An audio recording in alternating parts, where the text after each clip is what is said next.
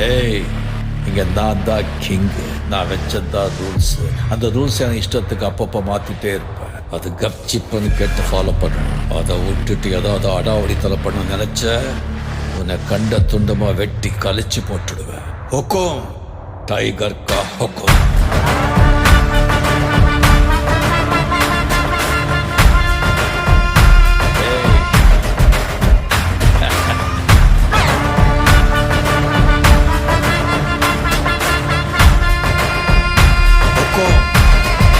tiger